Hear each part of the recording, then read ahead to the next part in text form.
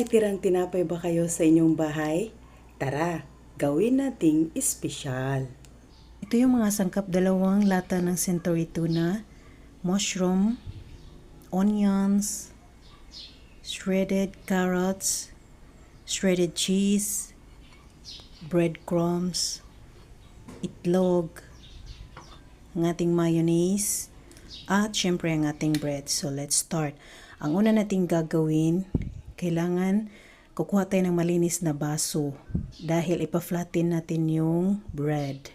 So kukuha lang tayo ng bread and then ipa-flatten lang natin siya. Kung meron kayong rolling pin, mas mabuti. Kung wala, gumamit lang kayo ng baso. Ayan, so tapos na natin siyang ma-flatten.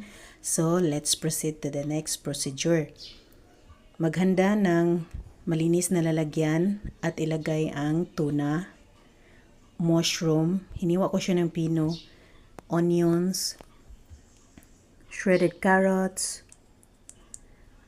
at maglagay tayo ng kaunting mayonnaise. So halo-haloin lang natin at kapag mahalo na natin siya, pwede na natin siyang ipalaman sa ating bread.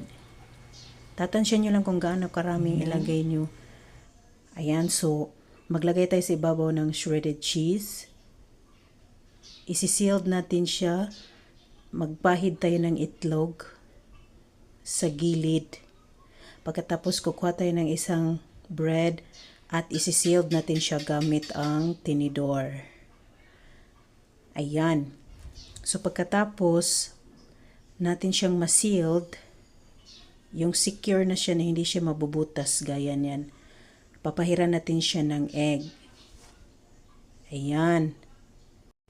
Pagkatapos natin yan, ikukot na natin siya sa breadcrumbs. Ayan, hanggang sa matapos natin lahat. Ayan na nga, tapos na nga siya. So, nagpainit na ako ng mantika. So, pwede na natin siyang prituhin. Ayan. So, babaliktarin nyo lang siya para pantay-pantay ang kaniyang pagkakaluto. So, luto na ang ating tuna bread. Tikman na natin. Ayan na mga ka-viewers, luto na ang ating tuna bread. Ito na po siya, oh. Ang bango. So, tikman na natin.